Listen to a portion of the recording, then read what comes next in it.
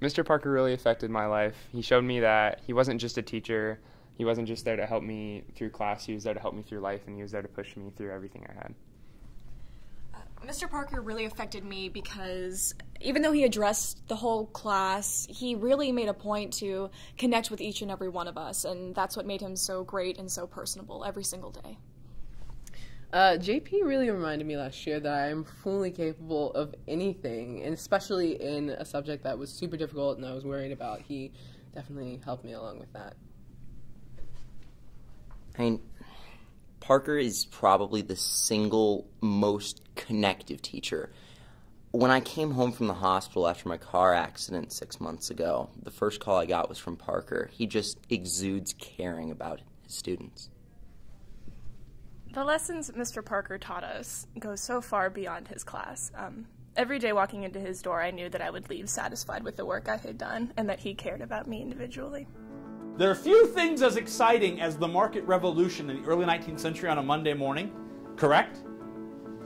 Your faces betray your emotion. If you will, please turn to page 28. Let's make it fun. I will say it, then you say it. We're going to teach today like Cajun Man by Adam Sandler. Immigration. Transportation. Innovation. Litigation. Litigation. Put it, and add legislation. Do it. Next to litigation, you're going to write legislation. We are talking about the market revolution. I am so fired up to find you at lunch throughout the week this week and just present you with nouns and dare you to fire back. It's going to be so much fun. It's all part of your education. In the classroom, it's my hope that students are excited about learning. I believe that education should make students excited about learning. I want to challenge them daily and move them beyond their comfort zones. I hope to marinate their brains in the vocabulary not only of history, but to constantly elevate the level of discourse, to ensure that they are thinking at a level that is uncomfortable for them, and that's the only way that growth can occur. Growth can't occur in any place where they are largely too comfortable for too long. So in my classroom every day, we are going to do something important. I have 55 minutes, and that's it. I'm going to challenge them in that 55 minutes.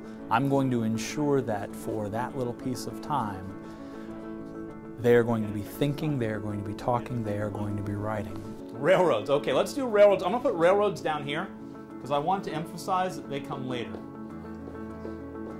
If we're looking at the time period from 1815 to 1860, railroads are going to come later at the end of that chapter.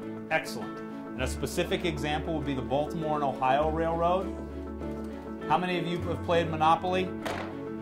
Everyone raise your hands. You ever wonder what the B&O Railroad was? You're learning. You will have an advanced understanding of the game of Monopoly before the end of this semester, and it begins with understanding that B&O Railroad is Baltimore and Ohio Railroad, and it begins as a corporation trying to create a transportation revolution in the early part of the 19th century. I love witnessing the growth in young people. I love watching them be able to start to believe in themselves. I think teaching began as a requirement, sort of the family line of employment.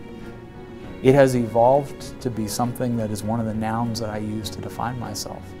I am a father, I am a husband, I am a teacher, and it means a great deal to me because it means that each year I'm responsible for helping shape young people.